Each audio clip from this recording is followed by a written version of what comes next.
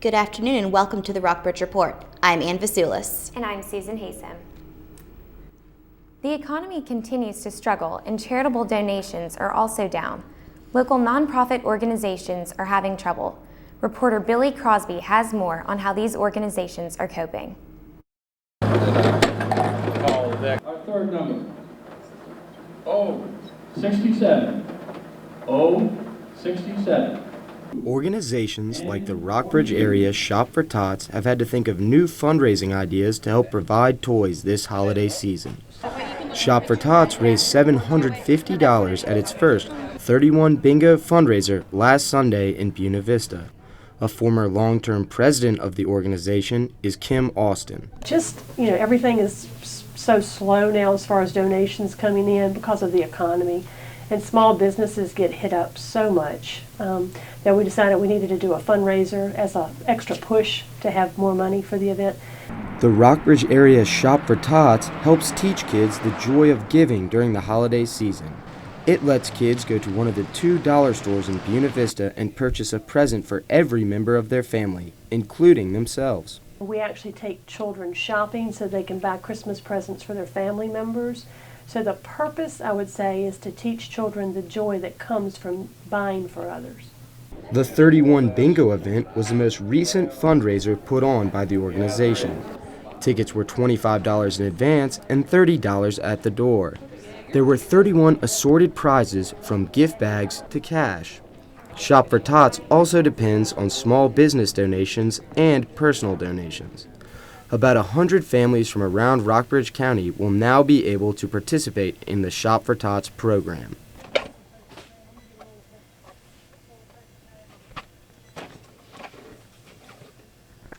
The children will pick out their toys on December 5th. For the Rockbridge Report, I'm Billy Crosby. Austin says Shop for Tots is always looking for more volunteers to help wrap presents during the busy holiday season. Nonprofits are not the only ones preparing for the holiday season. Local businesses are also gearing up for the holiday rush. The International Council of Shopping Centers and Sales will increase by an estimated 2.2% compared to a 5% increase in 2010. Despite this drop, local business owners are ready for the sales boost. Mary Sue Forrest, the owner of the Bookery, says she needs the holiday rush to help one of the store's slowest years in its history. Forrest expects this season's sales numbers to be about 5% higher than last year. Well, the next program at Maury River Middle School is in its second year. Rockbridge Report's Morgan Holt talked with students and volunteers to find out more about the after-school program. Parents, teachers, and the school board say that Maury River Middle School's after-school program, Next, is doing wonders for nearly 100 6th to 8th graders. The free, voluntary program focuses on building relationships and inspiring students. I love it. It is absolutely wonderful. Not only does the program offer homework help for kids, it offers enrichment classes, exposes kids to new things.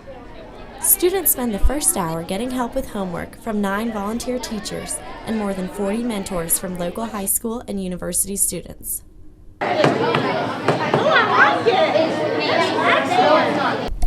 The second hour is spent in various workshops put on by members of the community, including cooking, knitting, and photography classes. It starts to get hot here. I cleaned a little bit today, but I'm going to have somebody else clean it as well. Dylan, you want to be that person? All right, great. What she said. When you're dyeing it red from the white, it smells. It gives the kids something to look forward to, and it also lets them know that there's more out there than just middle school.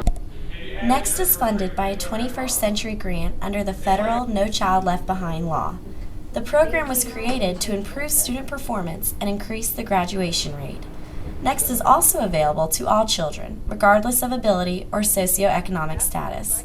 Teachers and parents say that they have seen a dramatic increase in the confidence levels of students in Next. When a 6th or 7th or 8th grader comes up to you in the hallway and says, "Miss Staten, are you staying for homework help today?" "Yeah." "Okay, good. I need some help with my math homework." Kids I don't even teach. Or, "Miss Staten, are you going to come by and watch us with our puppets today? Or are you going to come by and see how our robots are running?" It's amazing. The Next program is the first time a 21st Century grant has been used on a middle school in Rockbridge County. Due to its success, Parents and teachers hope that the grant will be renewed after it expires next year. For the Rockbridge Report, I'm Morgan Holt. Well, the fall session for the next program ends this week, but winter enrollment opens November 28th, and Staten is expecting even more children to attend. Well, the success of the next program comes at a time when Rockbridge area schools are all facing budget cuts. Rockbridge County Superintendent John Reynolds feels it is important for schools to work together to deal with the funding shortfall. The economic situation that every school district faces, not just ours, is forcing people to become closer together, to find ways to share and to be efficient in their operation. Be sure to stay tuned after the show for an in-studio interview with the 3 Rockbridge area superintendents. Well, the process of converting the Robert E. Lee building into a hotel is continuing to make progress. We are now joined by Chelsea Stevenson with the latest developments. For several months now, the city and Director of Rental Assistance, Vicki Agner, have worked to relocate the building's residents. In August, the building had 36 tenants. After December 4th, only 9 will remain. Our reporter Stephen Peck has more. 87-year-old Robert McCormick delivers Meals on Wheels to elderly and disabled residents of the Robert E. Lee building every weekday at 11:30. It's been a daily routine for McCormick ever since he moved into the Lee building 22 years ago. But the daily ritual will soon come to an end. McCormick and about 40 other tenants are moving out to make way for a new, upscale hotel. Rental Assistance Director Vicki Agner says that most of the tenants have been relocated to the Willow Spring and Green Hill complexes just off of Maury River Road, but some problems still remain. We have a few that still really would like to be in town, and those are the harder ones to place right now because we're running out of affordable housing in the city of Lexington. Agner stresses that the city went above and beyond in their efforts to relocate the tenants. The city pledged $100,000 to offset moving costs for the Lee building tenants. Agner says about $16,000 of that gift has been spent out of the Rental Assistance Office on rent and utility deposits. So the residents here realize it's a generosity thing, and we remind them, in the beginning that the city didn't have to do this, but they wanted to do it to make sure that they could get out and hopefully find something that's affordable for them. Once a grand Main Street hotel, the 6-story red brick building has provided downtown housing for the poor, elderly, and disabled of Lexington for more than 30 years. With construction set to begin this spring, the Lee building's few remaining residents have until February 1st to move out. For the Rockbridge Report, I'm Stephen Peck. The relocating process has been a challenge for everyone, but 2 months still remain to help the last tenants move out. Back to you, Ann. Well, it's been a wet couple of days here in Rockbridge County. Stay tuned to see if the sun will come out this weekend, as well as the latest on state and local officials' plans for the Rockbridge County landfill here on the Rockbridge Report. Stay with us.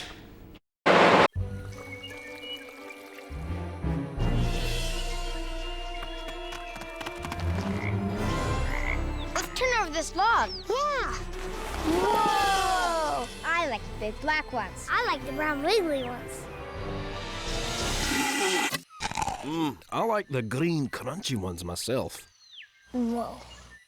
Get out and explore nature. There's surprises everywhere. Go to discovertheforest.org. Anyone up for dessert? The magical thing about using energy wisely is that anyone can do it. Turn off lights. Use energy-saving light bulbs. And turn off computers and game systems when not in use. Make a change and we can really fly. Grab a grown-up and go online to energy.gov/kids. Did you buy the flashlight and the batteries? Yes. Did you make sure we're not missing anything in the first aid kit? Yup. Did you go through the plan with the kids again? Yes. The more you prepare today, the more you'll be able to reduce the devastating effects of a tornado, an earthquake, a power outage, or any other disaster. Get a kit, make a plan, be informed. Visit ready.gov. Cotton balls. Duct tape. Spoon. Needle. Thread.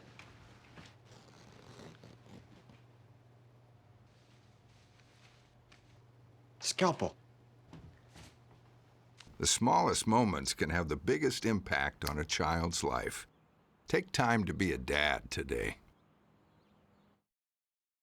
Unfunded mandates continue to be a problem for Lexington because the state government is requiring the implementation of certain programs without funding them. City Manager John Allistad says that other programs are suffering in order to fund the mandated ones. You get a memo saying, okay, now what we told you we were going to give you, we're really not giving you. I mean, it's a shell game, and it makes it particularly difficult. Well, at a recent intergovernmental meeting, Allistad and other local officials expressed concern with Virginia's Line of Duty Act. The act says that families of public safety officers who become disabled or are killed are to receive life insurance benefits. The act says that the insurance should be funded by the state, but the state is no longer paying for the insurance. Now, the city of Lexington has to shell out over $13,000 in insurance premiums to fund the program for its officers. Allistad says the city understands the economic difficulties that the state is facing, but he is urging further discussion so the state recognizes the financial burden the act places on cities like Lexington. We trust you all to look out for our interests.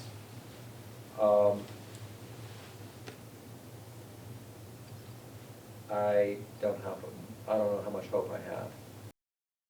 Funding continues to be an issue for the state and its localities. If the state isn't going to raise taxes, then localities will be forced to find the funding, and for Lexington, this means increasing property taxes. Rockbridge County continues to fight the December 31st, 2012 deadline to close the landfill in Buena Vista. The County Board of Supervisors adopted a resolution asking Governor McDonnell for a temporary suspension of the state mandate, requiring the landfill to close at the end of 2012. Half the landfill is already closed, and it will cost the county $2.4 million to close the rest. County Administrator Robert Clater believes the landfill can operate for 2 or 3 more years. What our ultimate goal is to not ship any of our trash outside the county unless it's going to a facility for recycling. We want to take care of our own trash. Tune in after the show for an exclusive interview with recently re-elected Senator Cree Deeds. The reality is we've been in a worldwide recession, and Virginia, more than most states, depends on federal spending. Despite VMI and Washington and Lee's flags being banned from flying over Veterans Memorial Bridge, local store owners have decided to put them up on their buildings during special occasions. To show their appreciation, the VMI and Washington and Lee Alumni Association donated flags to the Lexington Chamber of Commerce. Stay tuned to hear more about a man suspected of firing shots at the White House last week. Also coming up, see how clearer skies may bring cooler weather to your weekend. I understand you need a little help with your mortgage. Want to avoid foreclosure. Candy? Well, you know, you're in luck. We're experts in this sort of thing. Mortgage, rigmarole, whatnot. Why don't we get a contract? Who wants a contract? Here you go, Pete. Thanks, Betty. Write a toner. If you're facing foreclosure, talk to the right people. Speak with HUD-approved housing counselors free of charge at 888-995-HOPE. Yes, ready. Go get it.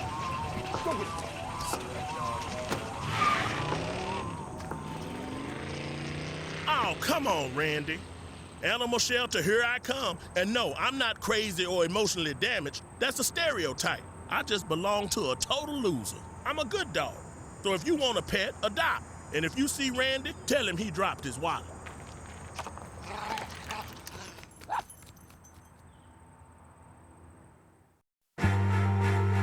Coming home can be hard if you're a veteran of Iraq or Afghanistan. You may feel like you're all alone, but you're not alone. At IAVA.org, your fellow vets are all around you.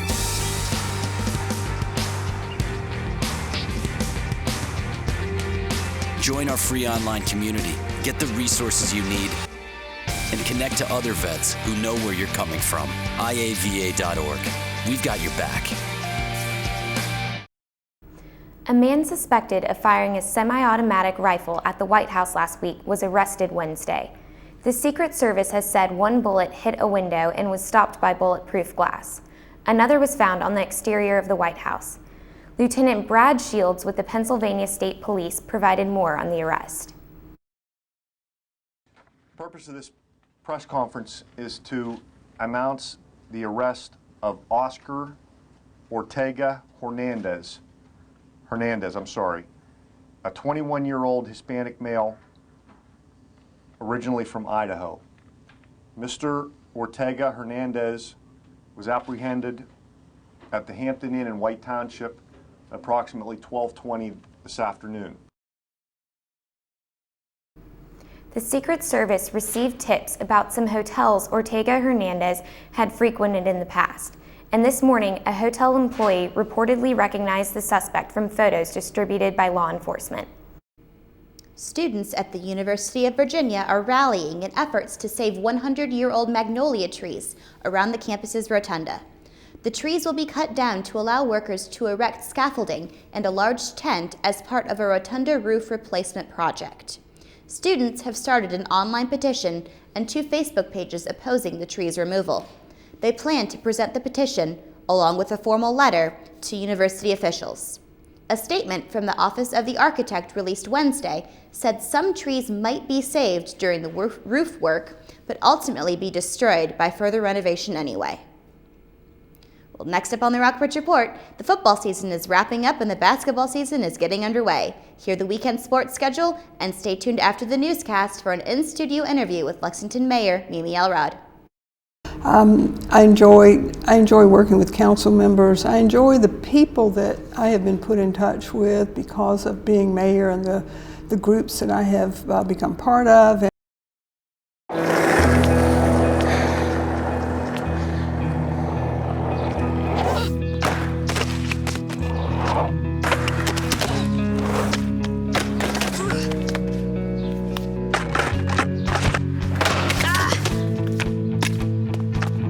Learning how to kickflip 6 stairs takes determination. So will getting into college. I've got what it takes. So do you.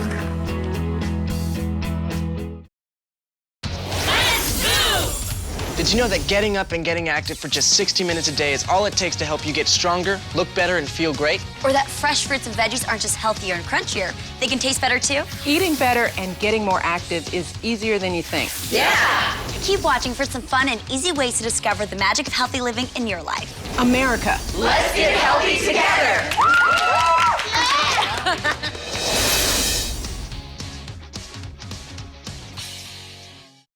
This Saturday at 1:30, the VMI football cadets will play their last game this season against the Gardner-Webb Runnin' Bulldogs. The cadets currently have only 1 win this season. The Rockbridge County Wildcats football team will travel to Lynchburg to take on the Brookville Bees in the second round of the Virginia State Championships this Friday. In basketball, the Washington and Lee Generals are in Massachusetts this Friday when they face Elms College Blazers in their second game of this young season. The Generals are coming off a 69-67 victory over the Dickinson College Red Devils. The VMI cadets will face the University of Maryland Baltimore County Retrievers at home this Saturday at 6. Looks like the rain will clear up this afternoon in time for a chilly weekend. Tomorrow we'll have sunny skies and a chilly temperature with a high of 49. The evening low will drop to a chilly 30 degrees. Saturday will bring partly cloudy skies with a high of 55 and a low of 40. On Sunday, the temperature will warm up with a high of 66 with mostly cloudy skies and a 20% chance of rain. Monday, there will be a 30% chance of showers with a high of 62. The low will be 50. Tuesday, the skies remain cloudy with a 20% chance of rain. Temperatures will climb to 55 and will fall to a low of 47. Well, that's all we have for you today. We'll be going home to celebrate Thanksgiving with our families, but we'll return in 2 weeks in the meantime. We wish you all a very happy Thanksgiving, and I'm Susan Haysom. And I'm Ann Vasilis. Make sure to check us out on our website at rockbridgereport.washingtonandlee.net. Happy holidays!